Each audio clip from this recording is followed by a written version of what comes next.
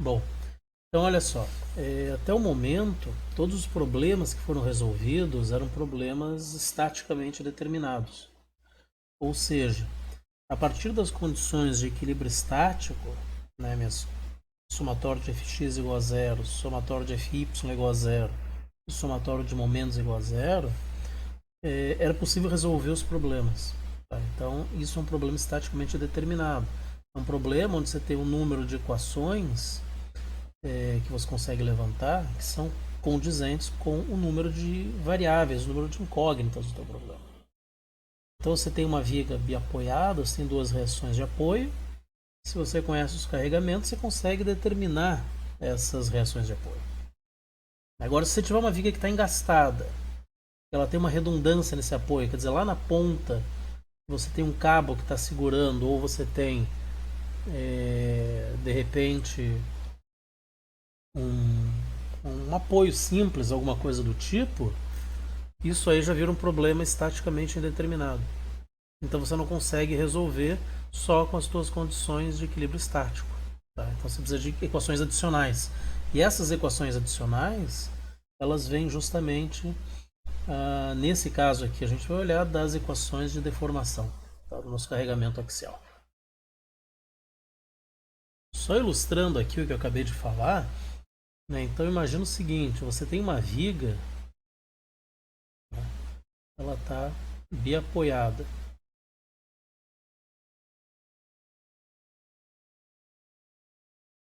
Quer dizer, eu tenho um apoio fixo e um apoio móvel, né, nela, e aí eu aplico uma carga, sei lá, uma carga P aqui.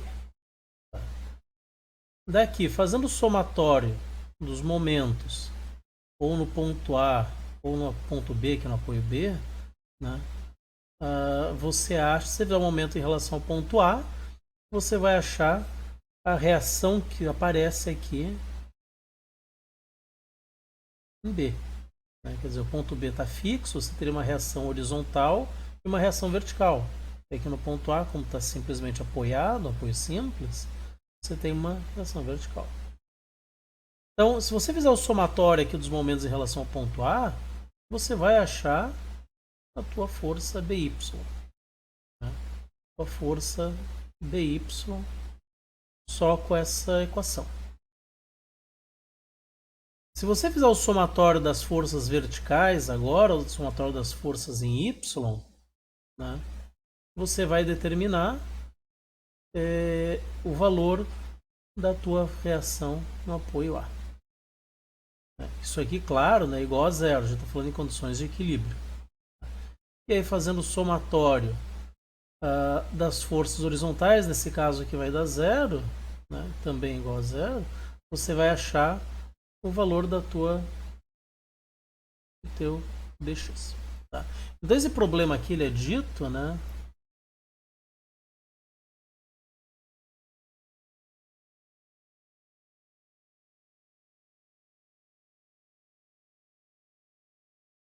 Isso aqui é um problema estaticamente determinado. Tá?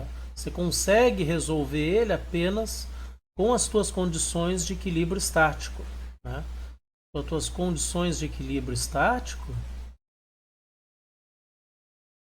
nada mais são do que somatório de fx igual a zero, somatório de fy igual a zero e somatório de momentos igual a zero. Tá? Então, condições de equilíbrio estático, isso vem lá da estática, exatamente o que era feito em mecânica geral. Tá? Por outro lado, a gente pode ter problemas onde as condições de equilíbrio estático não são suficientes para determinar essas reações de apoio. Né? Imagina que você tem ali uma viga que está engastada aqui na extremidade e lá na outra extremidade, extremidade livre, você tem um apoio, pode ser um apoio simples aqui, né? Simplesmente apoiado. Você vai lá e coloca uma carga P. Então isso aqui vai te dar uma quantidade de incógnitas onde você não tem equações suficientes a partir da estática para poder resolver o problema. Então, reação vertical, reação horizontal. Então você tem uma reação vertical, uma horizontal e um momento aqui no ponto A, que é a característica do engaste. Você tem essa carga P que foi aplicada, e aqui em B você tem essa reação em B. Então, um problema desse tipo aqui, ele é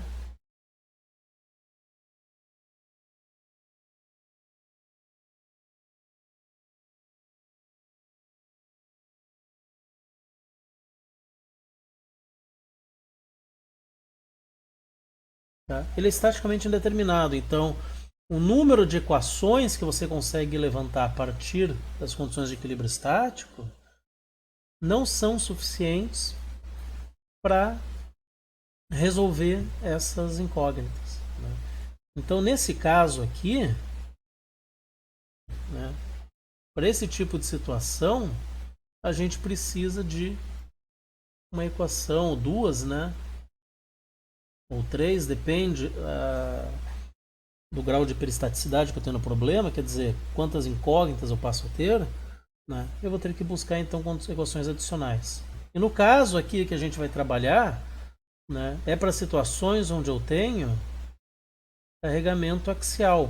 Então, seria algo do tipo, onde eu tenho, em vez de um apoio fixo, né, a gente tem um cabo, ou uma corda, por exemplo. Né?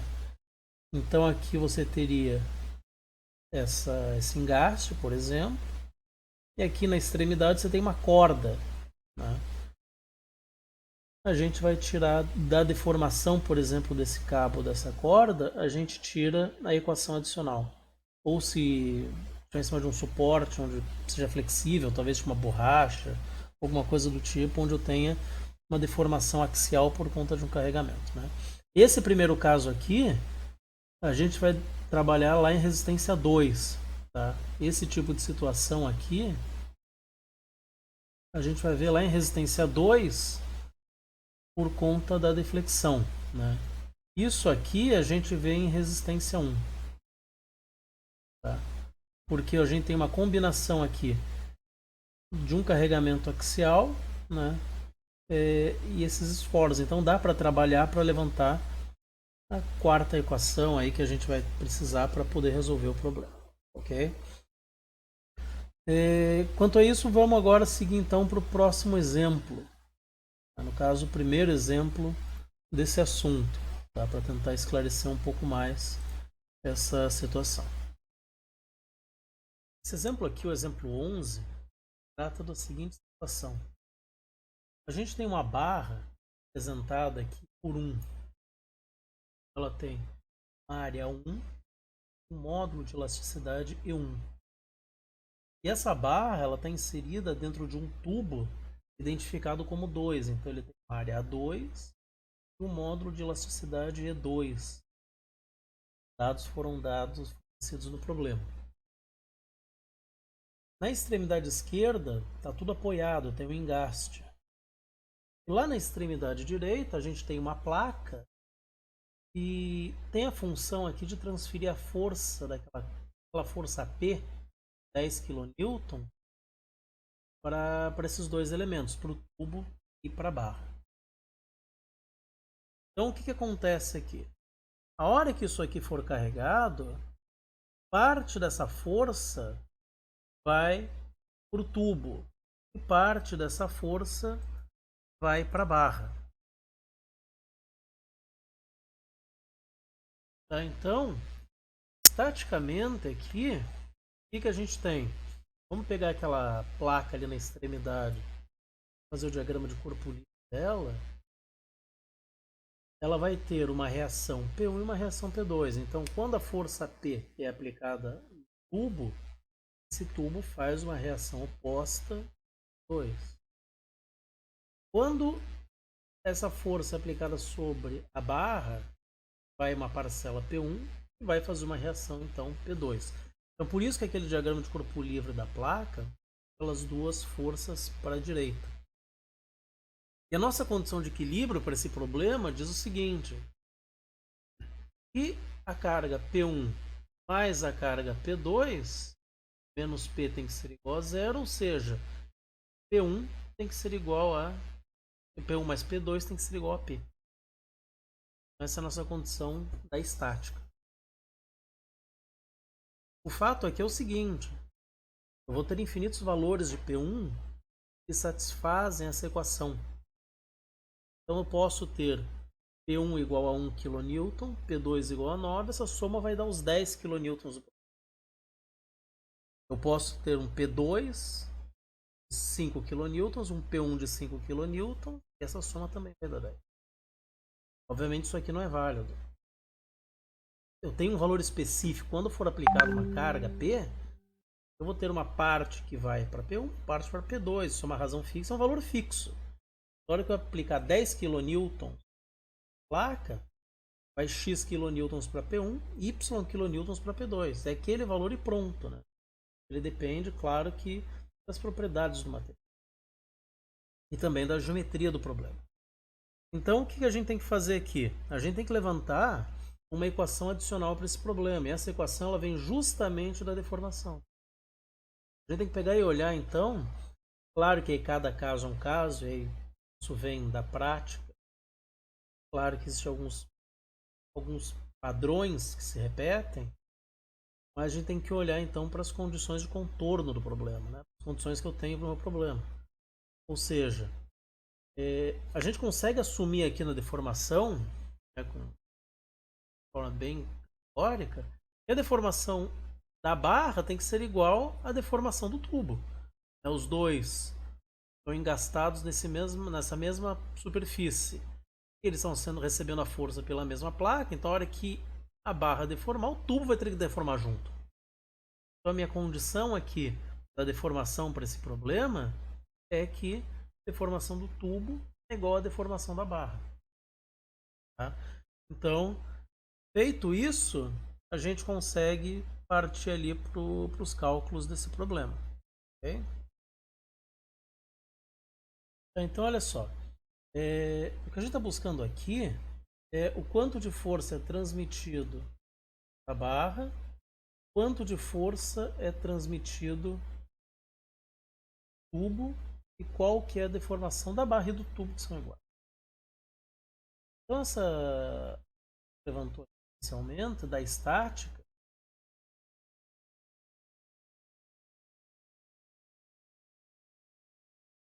Levantou o seguinte, que P1 mais 2 é igual àquela carga lá de 10 newtons dada no problema. E da deformação,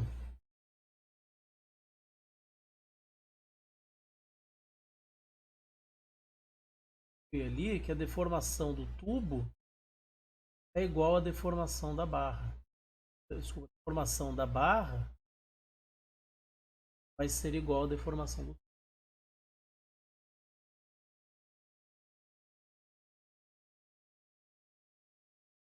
Bom, a gente já tem uma equação aqui em termos de P1 e P2. Né? E aí tem uma segunda equação que está em termos de deformação. A gente tem que pegar essa equação que está em termos de deformação e passar ela para termos da força também. Então, olha só.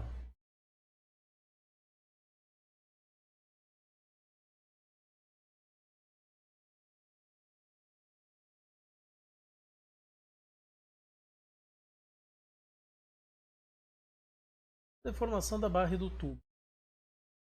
Então, para a barra,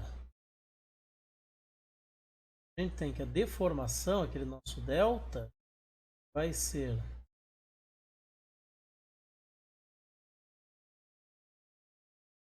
sobre... Aqui o subíndice 1 está denotando a barra.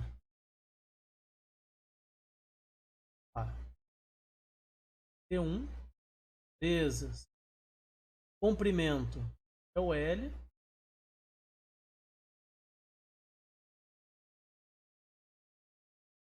Notem que eu não coloquei os valores numéricos aqui. Poderia ter colocado. O motivo é bem simples. Porque na hora que for fazer os cálculos, vai acabar concluindo que não precisa fazer nenhuma conversão. Tá? Claro que se você quiser colocar os valores aqui, pode, não tem problema. Vai achar lá que a deformação 1 é tantos P1. Vai achar um valor numérico. Só tem que arredondar de forma cautelosa. Tem que tomar cuidado com isso. E a minha deformação, então, tubo vai ser 2.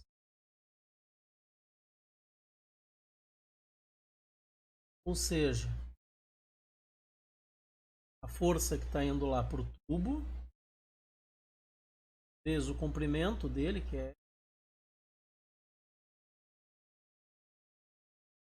Porém, a gente sabe que a deformação 1 é igual a deformação 2. Ali, com 1.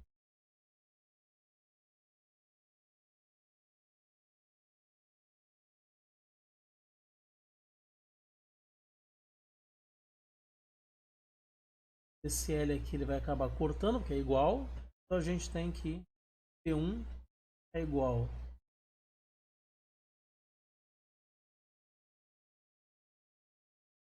vezes. Por isso que não foi colocado aqui, né? Por isso que não foi colocado aqui os valores. Como eu tenho essa razão aqui entre os módulos, entre as áreas, né? Essa unidade do módulo vai cancelar com essa unidade do módulo e essa unidade da área vai cancelar com essa unidade da área. Então, não tem por que converter. Se você fosse aplicar individualmente aqui, você teria que converter. Então, é uma forma, fica até mais prático de resolver o problema. Novamente, quer substituir valores? Pode, não tem problema. Mas, às vezes, um pouco de praticidade não faz mal a ninguém. Então, a gente fica ali.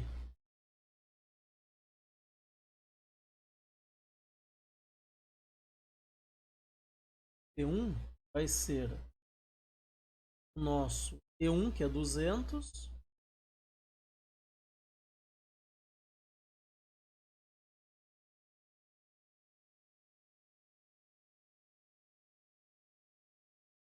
Sim, vezes.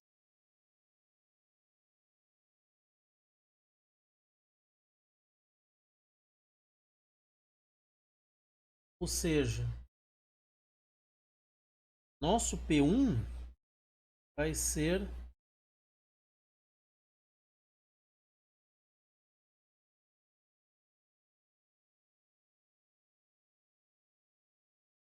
então, vejam, não precisou fazer conversão aqui, não precisou fazer conversão aqui. Então, uma salada, tá com Newton por metro quadrado aqui com milímetro quadrado. Só que, como essa aqui, a unidade daqui, Newton por metro quadrado, vai cancelar com esse Newton por metro quadrado e esse milímetro quadrado com esse milímetro quadrado. Então, não tenho por que fazer a conversão nesse caso. Bom, então aqui a gente tem duas equações agora. Tem essa primeira equação aqui que me dá P1 mais P2 é igual aos 10 kN, que é a carga P. E tem essa segunda equação aqui que nos dá uma relação entre P1 e P2. Então, por substituição,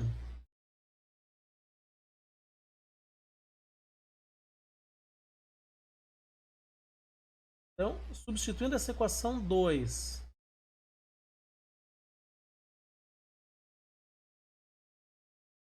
substituindo a equação 2 lá naquela equação 1, a gente tem então 15,7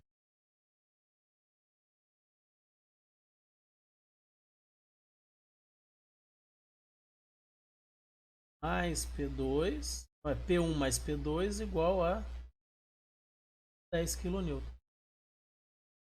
Então a gente tem lá que 16,07 P2 é igual a 10 kN, ou seja, nossa carga que vai ser transferida lá para o tubo vai ser igual a 0,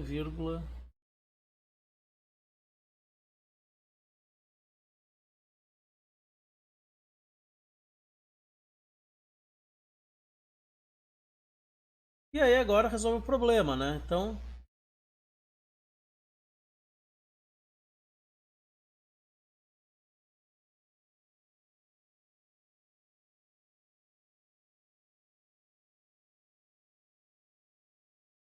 Substituir lá na equação 2, poderia substituir na 1 também, né? Vamos substituir na equação 1 isso aqui. É prático. Equação 1.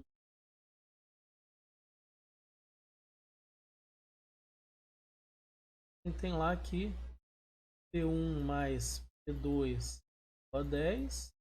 Quer dizer que P1 vai ser o 10 kN menos. Então, P1 é igual a 9,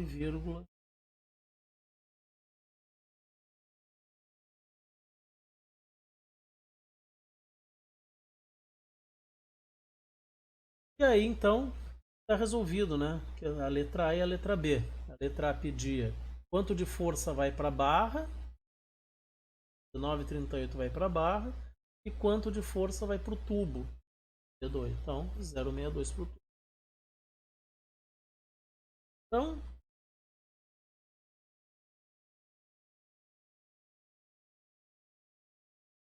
a gente consegue calcular a deformação do tubo, né? E a deformação da barra. Vamos pegar aqui da barra. Vai ser sobre. Então a nossa força ali na barra é 9,38, sempre em newtons, vezes o comprimento da barra, está em milímetro, né? Dividido por,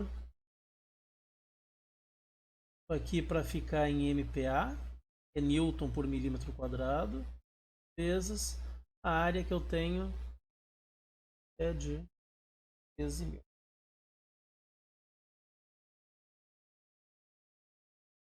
Notem que se tivesse deixado também 1 vezes 10 a terceira e 13 10 a terceira, ficaria mais prático, mais direto de calcular. Quer dizer que você fica então com 3,6 vezes 10 a... Está em milímetro, newton por milímetro quadrado, aqui está em milímetro quadrado, quer dizer que isso aqui então é... Como as deformações são iguais, então a deformação na barra é igual a deformação no tubo, que é igual a 3,6.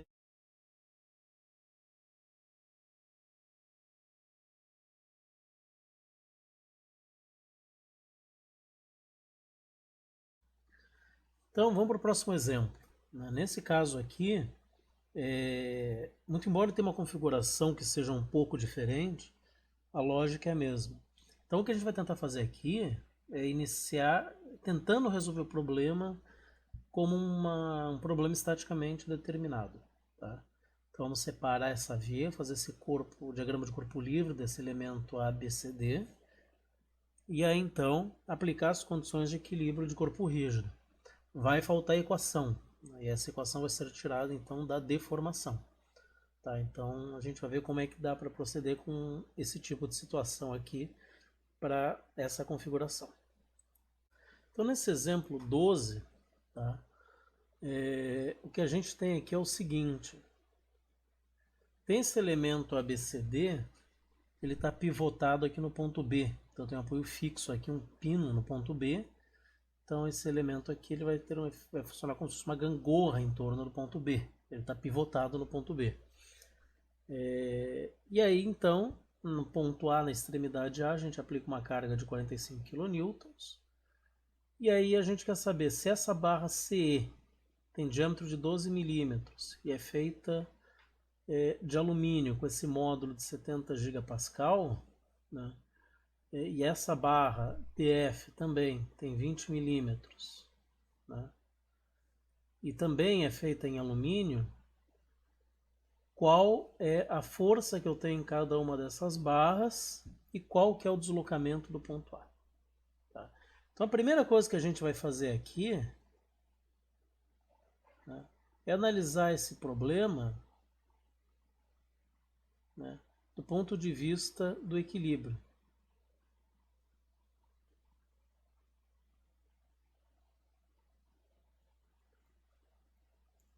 Então, do ponto de vista do equilíbrio estático.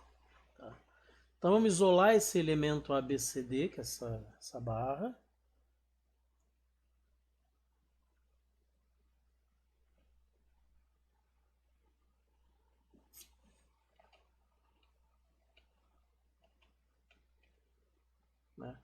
Então vamos isolar essa barra. E aí lá na extremidade dela, a gente tem aquele 45 kilonewtons. Lá em B, a gente tem uma reação vertical e uma reação horizontal. Cada uma daquelas barras, né, a C e a DF, a gente vai assumir que elas estão saindo, porque aí se der positivo é tração, se der negativo é compressão. Então força na barra C e força na barra DF. Vou colocar as cotas aqui, né? Quer dizer,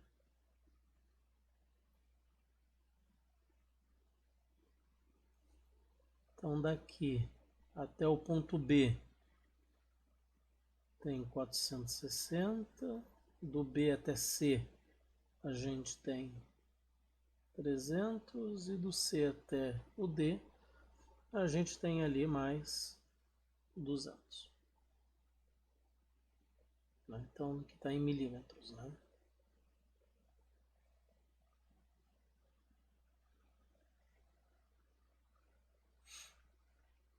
Então se a gente fizer aqui o somatório dos momentos em relação ao ponto B, igual a zero, sentido horário positivo, a gente vai ter ali então menos 45 vezes 460 mais F C vezes 300 mais F DF vezes 500. Isso aí vai ser igual a zero, né? Ou seja, a gente vai ficar aqui dividindo tudo por 100, resolvendo esse termo, né?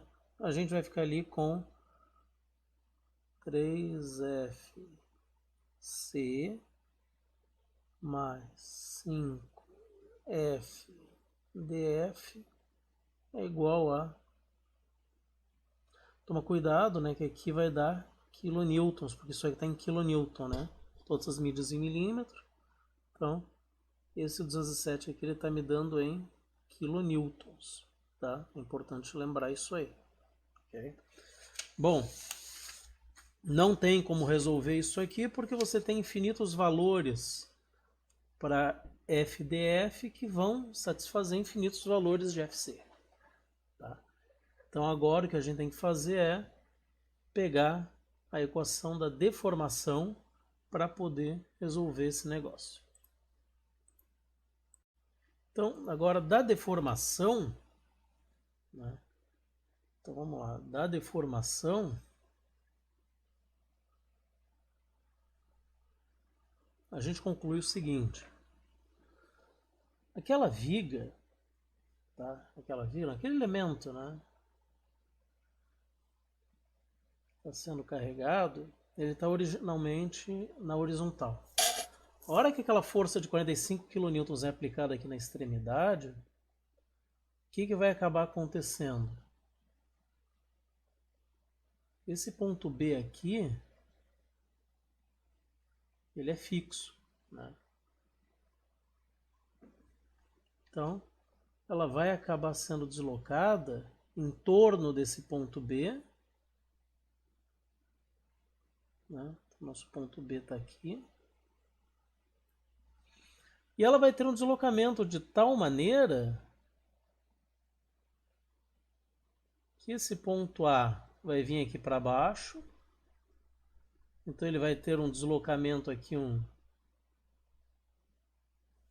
ΔA. Esse ponto C aqui, ele vai vir aqui para cima. Então ele vai ter um deslocamento C. E esse ponto D, ele vai ter um deslocamento aqui para cima. E aí então você vai ter um deslocamento D, um ΔD. Tá? Isso com essas medidas aqui, né? Daqui até aqui a gente tem 460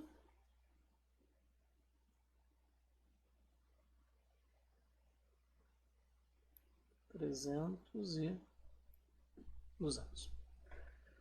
Bom, a gente tem uma equação, tá, que ela está em termos de f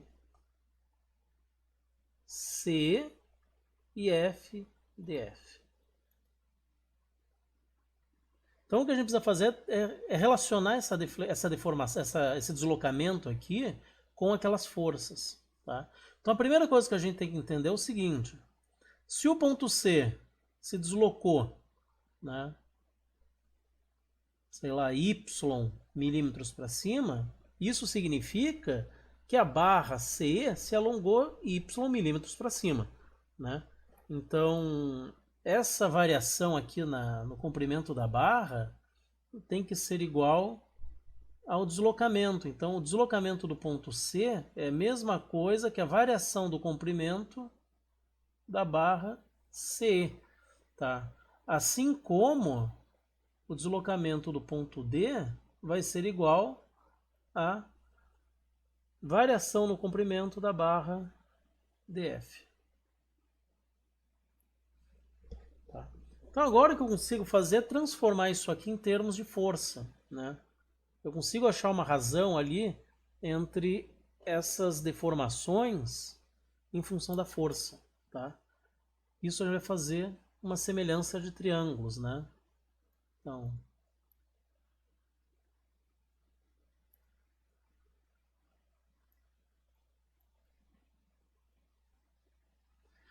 fazendo a semelhança de triângulo aqui,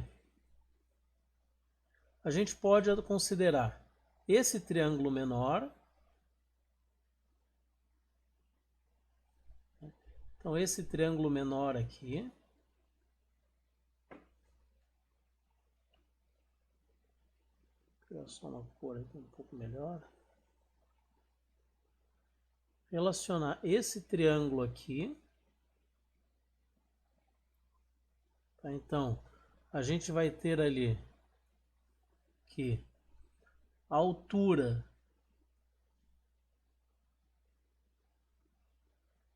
do triângulo menor está para a base do triângulo menor, assim como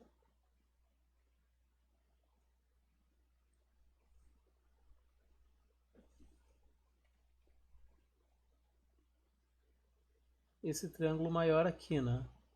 Então,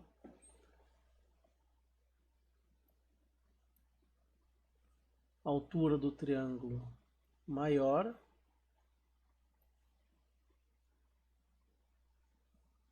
está para a base do triângulo maior. Né? Então isso aqui nos dá que a variação ali naquele comprimento, o deslocamento daquele ponto D, vai ser de 1,67 o deslocamento do ponto C. Então o problema aqui agora segue, né? Que a gente vai ter que converter esse deslocamento aqui em termos da força, porque dá para jogar, né, nessa equação 1 aqui. Tá? Então olha só, a gente sabe que o deslocamento do ponto D é a mesma coisa que a variação do comprimento da barra DF. Tá? Então F DF, o comprimento de DF, o módulo de DF, a área de DF. Ou seja, a força DF vezes o comprimento da barra dividido por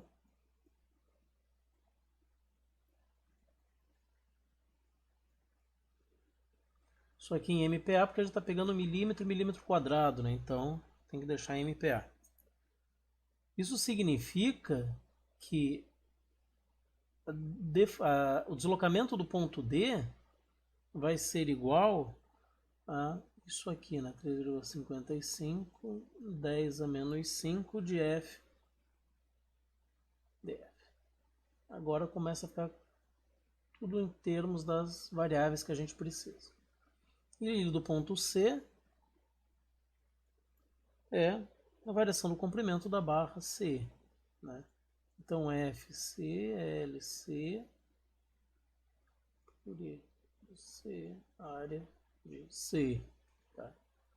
Então a gente vai ficar ali com força na barra C, vezes o comprimento da barra C. Elas têm o mesmo módulo, né? Só que aqui agora é 20 milímetros. Isso significa que o deslocamento da barra do ponto C, né, vai ser 7,58 5 de FC.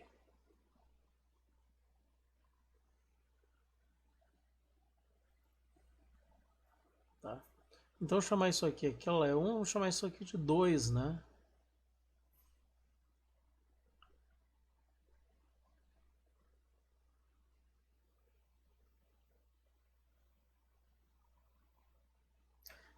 Então, se a gente pegar e substituir, né, esses deslocamentos do ponto C e do ponto D lá naquela equação 2, a gente vai ficar com o seguinte: 3,3510 a menos 5 de F dF 1,67 vezes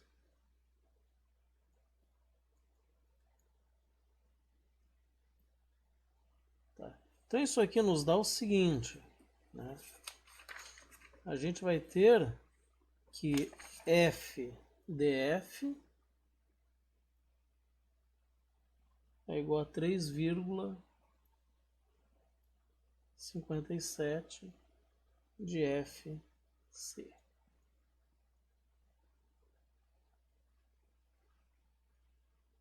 Vamos chamar isso aqui de 3. Então agora eu só preciso resolver a 3 e a 1 simultaneamente, ou seja, eu tenho uma equação que está em termos de C e DF e tenho uma equação que está em termos de C e DF. Tá? Então,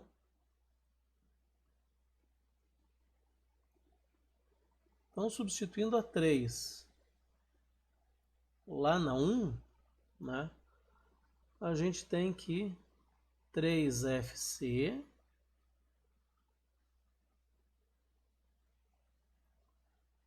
mais 5 que multiplica 3,57FC é igual a 207. Tá?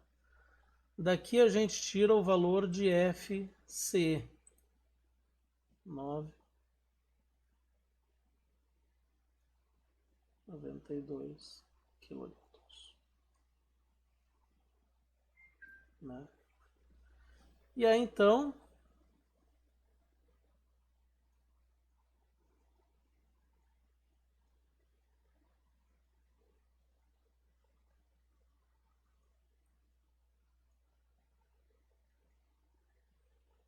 se eu pegar esse valor de FC e jogar aqui na equação 3, a gente consegue então o valor de DF, que é 35,43.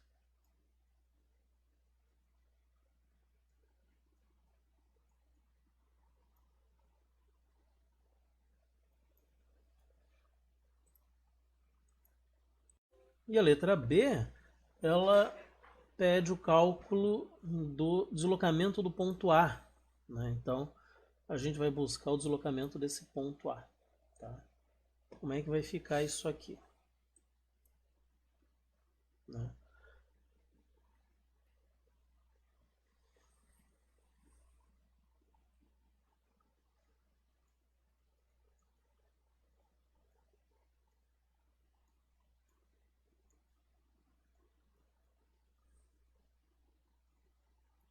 Então, o meu deslocamento do ponto A. Eu vou fazer a mesma coisa que foi feita aqui para cima, né? Ou seja, trabalhar com uma semelhança de triângulos. Então, se eu pegar e relacionar esse deslocamento D com o deslocamento A, eu vou ter a altura do triângulo maior, que é o deslocamento do D, tá, para 500. Vai ter lá aqui, deslocamento do ponto D tá para 500, assim como o deslocamento do ponto A tá para 460.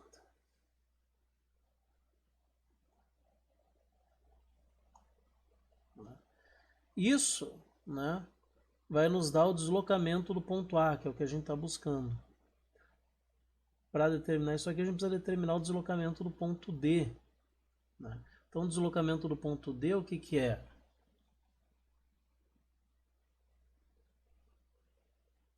É a força na barra DF, o comprimento na barra DF, vezes área DF.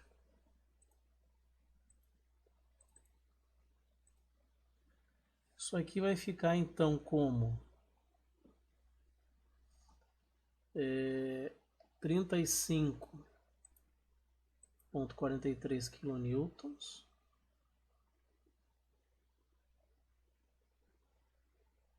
vezes o comprimento da barra, que é de 780 milímetros, 70, 10 a terceira vezes π sobre 4 vezes 20 ao quadrado. Né? Isso nos dá um deslocamento do ponto D igual a 1,26 milímetros. E agora acabou o problema, né? Então, o deslocamento do ponto A vai ser 460 sobre 500 vezes o deslocamento de D, 1,26. Isso nos dá um deslocamento aqui para o ponto A de 1, tá? Então, com isso, fecha mais esse exemplo. A gente deve ver mais um exemplo amanhã, e aí então vem os exercícios que eu vou querer que sejam entregues relativos a essa parte da disciplina. Tá ok? Então fiquem atentos a isso, procurem fazer exercício no livro, deem uma olhada lá na bibliografia básica, né? Continua sendo o BIR. Eu vou colocar lá o meu contato, imagino que todos têm, quem não tiver, anota. Podem entrar em contato ou pelo WhatsApp, ou pelo e-mail, ou até pelo Messenger, se quiserem. Tá? Fiquem à vontade, por onde acharem melhor. Ok? Então, boa noite e fiquem de olho lá então no RA. Ok? Valeu, gente. Até mais.